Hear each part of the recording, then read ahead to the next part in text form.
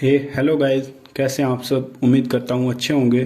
तो आज हम पढ़ेंगे संविधान के महत्वपूर्ण अनुच्छेद, जो कि हर परीक्षा के लिहाज से बड़े ही महत्वपूर्ण है और मोस्ट रिपीटेड क्वेश्चन है, जो कि कुछ ही मिनटों में आपकी मुट्ठी में होंगे। तो करते हैं शुरू। जैसा कि आपको पता है गाइस, हमारे में जो मूल संविधान था, मूल संविधान में हमारे में 395 अनुच्छेद, जो कि 22 भागों में विभाजित थे, और उन सभी में 8 अनुसूची बनाई गई थी। और जो हमारा वर्तमान संविधान है उसके अंदर 395 अनुच्छेद हैं, सब पार्ट बना दिए गए हैं, जो कि 25 भागों में विभाजित किए गए हैं और 12 अनुसूचियां बनाई गई हैं। तो हम करते हैं शुरू अपने आर्टिकल नंबर फर्स्ट से, जो कि बड़ा ही महत्वपूर्ण है, जिसमें हमारे राज्य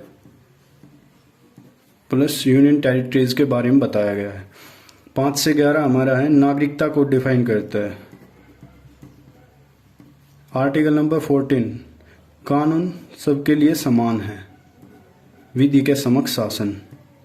विधि मीन्स कानून, सबके लिए समान है।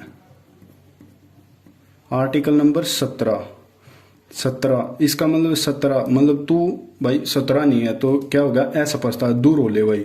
तो इस टाइप की जो भावनाएं होती हैं प्रेजुडिस, उनके लिए असमस्ता का अंत। आर्टिकल नंबर 18, इसमें जो भी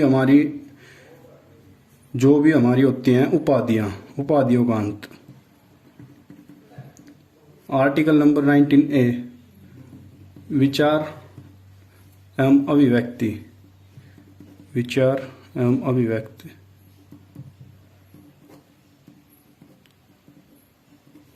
आर्टिकल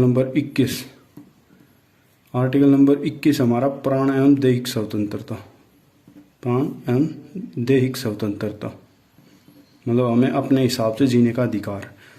आर्टिकल नंबर 21 से जो ये कैपिटल ए होता है, इसका मतलब होता है कि संविधान में जो भी अनुच्छेद लेके आया गया है वो अमेंडमेंट के थ्रू लेके आया गया है। तो ये हमारा अमेंडमेंट हुआ है 86th अमेंडमेंट, जो कि 2002 में हुआ था। शिक्षा का अधिकार, शिक्षा का राइट टू एजुकेशन।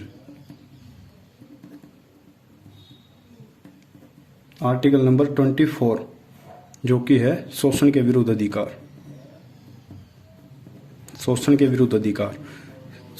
विरुद्ध अधिकार। किसी का शोषण नहीं किया जा सकता।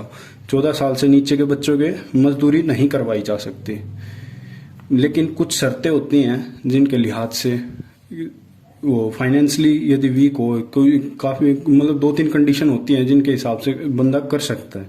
आर्टिकल नंबर 25, अंतःकरण की स्वतंत्रता। अंतःकरण की स्वतंत्रता क्या होती है कि हम किसी भी धर्म को अपना सकते हैं। संविधान में आर्टिकल नंबर 32, जो कि जितने भी हमें मौलिक अधिकार मिले हैं उनका यदि हमारा हनन होता है तो सुप्रीम कोर्ट रिट जारी करता है। आर्टिकल नंबर 37, जो कि डीपीएसपी। जो डीपीएसपी हैं वे न्यायालय में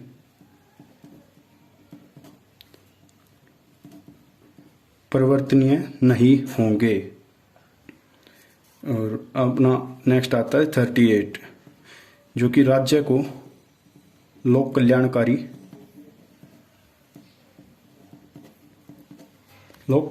राज्य स्थापित करना, यह हमारा इसका मकसद होता है।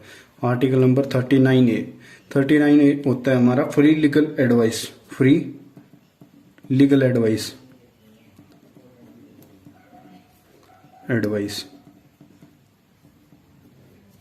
ये हमारे फ्री लीगल एडवाइस मतलब कोई केस हो जाता है, कोई गरीब है, यदि ये ऐसे होते हैं, ये अधिकार हमारे जो कि सरकार चाहे तो दे सकती है और नहीं चाहे तो वो नहीं भी दे सकती। नेक्स्ट हमारा आता है 40 होता है ग्राम पंचायतों का गठन।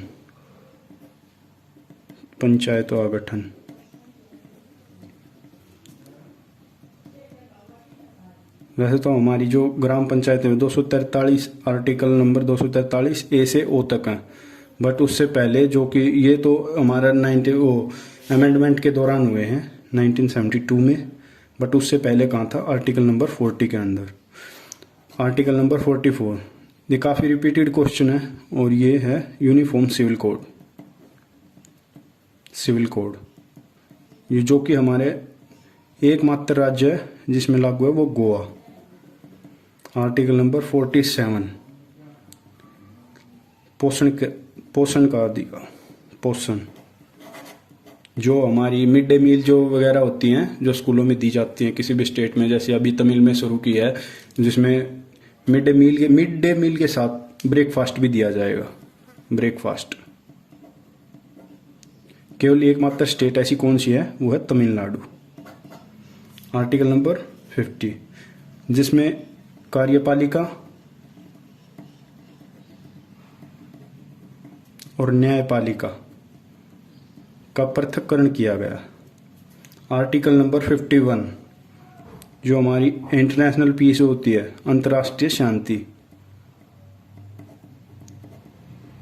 अंतर्राष्ट्रीय शांति, राष्ट्रीय शांति स्थापित करना।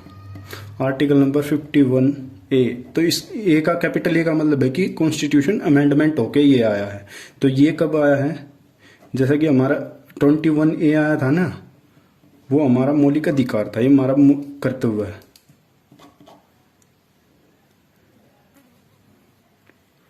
तो इसमें हमें 86वें संविधान संशोधन द्वारा 2002 में हमें प्राप्त हुआ था। इससे पहले ये जो हमारे मौलिक कर्तव्य ये आए थे सरदार सवर्ण सिंह समिति की सिफारिश पर। ये हमारे मूल संविधान में ये थे ही नहीं, मूल संविधान में नहीं थे, मूल संविधान में नहीं थे। तो ये आए थे 44वें संविधान संशोधन द्वारा, 44 में नहीं आए थे, 42वें संविधान संशोधन द्वारा।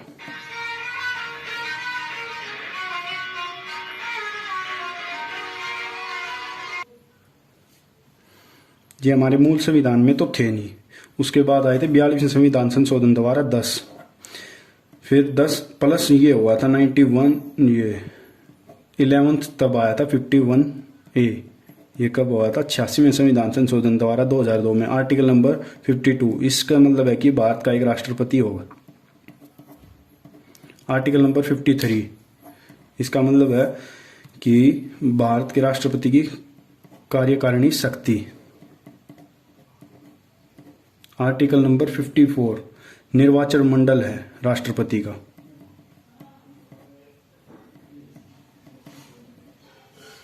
आर्टिकल नंबर 55 इसका मतलब राष्ट्रपति का निर्वाचन कैसे होगा, निर्वाचन कैसे होगा, एकल संक्रमणीय मत पद्धति के द्वारा। एकल संक्रमणीय मत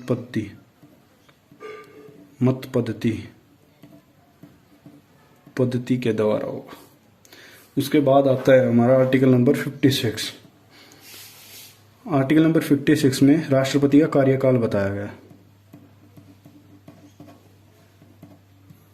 कार्यकाल। आर्टिकल नंबर 57 का मतलब है कि राष्ट्रपति कितनी बार भी इलेक्ट हो सकता है, री इलेक्ट। उसके बाद आता है आर्टिकल नंबर 60 में हमें दिया गई है शपथ राष्ट्रपति को, राष्ट्रपति की शपथ। उसके बाद है 61 में है राष्ट्रपति के ऊपर महाभियोग की प्रक्रिया के द्वारा लगाया जा सकता है। महाभियोग राष्ट्रपति पर जब भी हम लगाएंगे तो हमें राष्ट्रपति को 14 दिन पहले सूचित करना पड़ेगा। आर्टिकल नंबर 63 में हमारा क्या है, उपराष्ट्रपति होगा भारत का एक उपराष्ट्रपति। राष्ट्रपति का पद हमने कहां से लिया वो आप कमेंट करके बताएं नीचे जल्दी से। आर्टिकल नंबर 71 जो कि प्रेसिडेंट के यदि कोई भी इलेक्शन होता है, प्रेसिडेंट का जब भी इलेक्शन होता है, यदि कोई विवाद होता है प्रेसिडेंट के इलेक्शन में कोई भी विवाद होता है तो उसका फैसला कौन करेगा, सुप्रीम कोर्ट काफ़ी इंपॉर्टेंट क्वेश्चन होगा ये। आर्टिकल नंबर 72, राष्ट्रपति की समाधान की शक्तियां होती है इसके अंदर, समाधान। अभी हमारा सूचता है आर्टिकल नंबर 76 में भारत का एक अटॉर्नी जनरल होगा। अटॉर्नी जनरल भारत का सबसे बड़ा वकील होता है, सरकारी वकील। आर्टिकल नंबर 108, आर्टिकल नंबर 108 में होता है जॉइंट सिटिंग। आर्टिकल नंबर 110 धन विधेयक। कोई भी विधेयक धन विधेयक है नहीं, वो कौन बताता है? आर्टिकल नंबर 110 के हिसाब से हमें पता चलता है। आर्टिकल नंबर 112, आर्टिकल नंबर 112 में है बजट। संविधान में, मूल संविधान में हमारे में कहीं भी बजट लिखा हुआ नहीं है। बजट की जगह हमें लिख रखा है वार्षिक वित्तीय विवरण। आर्टिकल नंबर 123, आर्टिकल नंबर 123 है प्रेसिडेंट की जो हमारे राष्ट्रपति हैं उनकी अध्यादेश की शक्तियां।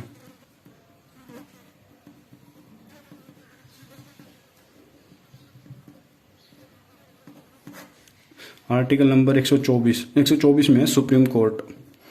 सुप्रीम कोर्ट एक अभिलेख न्यायालय है। यह हमारा रिपीटेड क्वेश्चन है, बहुत महत्वपूर्ण क्वेश्चन है।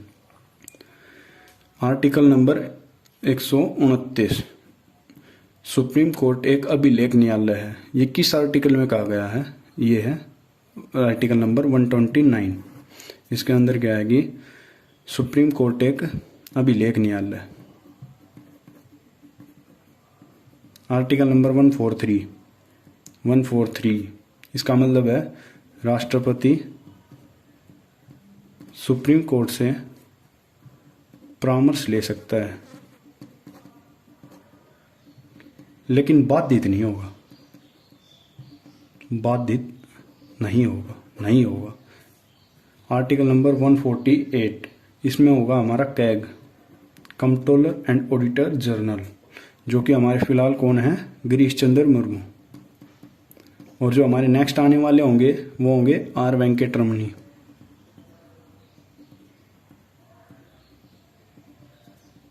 आर्टिकल नंबर 153, इसमें होगा भारत स्टेट का एक राज्यपाल। 2 स्टेट का एक भी हो सकता है और हर स्टेट का एक भी हो सकता है। उसके बाद आता है आर्टिकल नंबर 161, जो होता है राज्यपाल की समाधान शक्ति। आर्टिकल नंबर 72 था जो वो था प्रेसिडेंट की समाधान शक्ति। प्रेसिडेंट की समाधान शक्ति। उसके बाद हमारा आर्टिकल नंबर 165 आता है, जिसमें होगा हर स्टेट का एक एडवोकेट जनरल।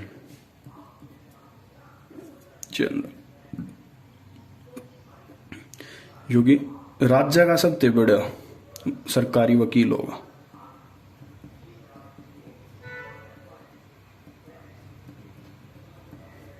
उसके बाद आता है आर्टिकल नंबर 113, इसमें होती है, वो था हमारा ये आर्टिकल नंबर 213, इसमें अध्यादेश की शक्ति होती है। किसकी? राज्यपाल की। और आर्टिकल नंबर 123 में थी राष्ट्रपति की अध्यादेश की शक्ति।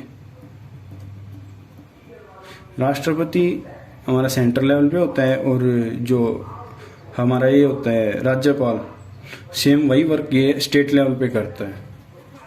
आर्टिकल नंबर 214, हाई कोर्ट होगा, हाई कोर्ट। और हाई कोर्ट एक अभिलेख न्यायालय है, यह आर्टिकल नंबर 215 में कहा गया है। हाई कोर्ट एक अभिलेख न्यायालय है। और यदि हमारे मौलिक अधिकारों का हनन होता है तो आर्टिकल नंबर 226 के तहत हाई कोर्ट रिट जारी करता है। रिट 5 प्रकार की होती हैं रिट। आर्टिकल नंबर 243 के सब पार्ट ए से लेके ओ तक हमारी क्या है? ग्राम पंचायत है।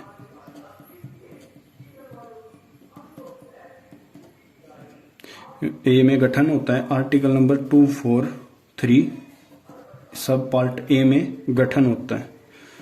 और एक और महत्वपूर्ण इसका सब पार्ट है, वो है आई। इसमें वित्तीय, जो ग्राम पंचायत की हमारी जो वित्तीय मदद होती है वे कहाँ से आती है उसके बारे में डिफाइन है। आर्टिकल नंबर 246 जो कि है हमारा आर्टिकल नंबर 246 है जीएसटी से रिलेटेड।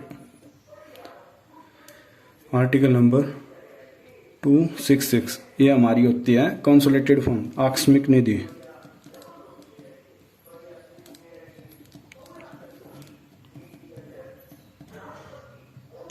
एक और रह गया आर्टिकल नंबर 263 जो कि हमारे होते हैं इंटर स्टेट काउंसिल, अंतरजातीय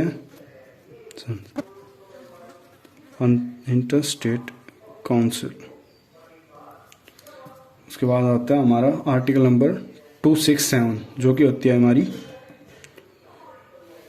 आकस्मिक निधि होती है 267 में। आर्टिकल नंबर 266 में होती है संचित निधि,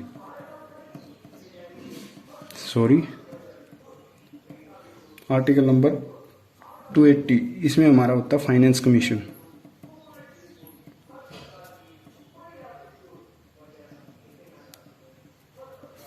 वित्त आयोग। आर्टिकल नंबर 300A का मतलब है कि कहीं से अमेंडमेंट हुआ है कभी ना कभी, तो ये हुआ है 44वें संविधान संशोधन द्वारा। हमारा पहला ये मौलिक अधिकार था,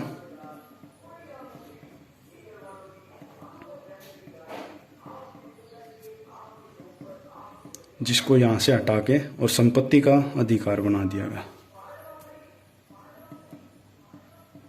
आर्टिकल नंबर 309A ये क्वेश्चन हमारा HSSC में आया था।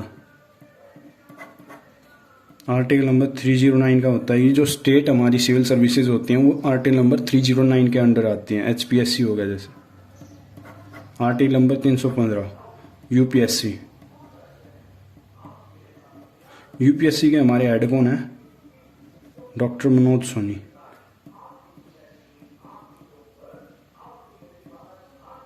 आर्टिकल नंबर 338 इसमें होता है हमारा national commission for schedule caste. Article number 338A इसमें होता है हमारा national commission for scheduled tribes, अनुसूचित जनजाति के लिए, अनुसूचित जातियों के लिए। आर्टिकल नंबर 343 इसमें भारत जो राज्य भाषा, और हमारी राजभाषा क्या है? हिंदी। क्योंकि हिंदी को राज्य भाषा हमें किस आर्टिकल के तहत मिला है? वो आर्टिकल 343। आर्टिकल नंबर 352 इसमें हमारा राष्ट्रीय आपात हो गया, राष्ट्रीय आपात, जो कि आज तक हमारा 3 बार लग चुका है। आर्टिकल नंबर 356 इसमें होता है राष्ट्रपति शासन। यदि किसी स्टेट की कोई दिक्कत हो जाती है सरकार चलाने में तो राष्ट्रपति शासन लगा दिया जाता है। उसके बाद आता है आर्टिकल नंबर 360 जो कि वित्तीय आपात, जो कि आज तक भारत में नहीं लगा है। 368 में होता है संविधान संशोधन, जो कि हमने लिए हैं साउथ अफ्रीका से। अब सबसे महत्वपूर्ण अनुच्छेद आता है, वो है हमारा आर्टिकल नंबर 370 जो कि है J&K से रिलेटेड है। इसका कुछ भाग तो हटा दिया गया है, कुछ भाग हटा दिया गया है, लेकिन अधिकतर भाग आज भी लागू है। जो उनको स्पेशल राइट देता था वो हटा दिया गया है। और ये हमारा कब हटाया गया था? ये हटाया गया था 5 अगस्त 2019 को। और इसके बाद J&K को और लद्दाख को यूनियन टेरिटरी बना दिया गया था। वो बना दिया गया था नवंबर 2019। तो इसी के साथ हमारे समाप्त होते हैं महत्वपूर्ण अनुच्छेद, जो कि मोस्ट रिपीटेड क्वेश्चन है किसी भी स्टेट बोर्ड से या किसी भी सेंट्रल बोर्ड से। तो करते हैं समाप्त अपनी इस वीडियो को। तो कमेंट करके बताएं कि आपको वीडियो कैसी लगी।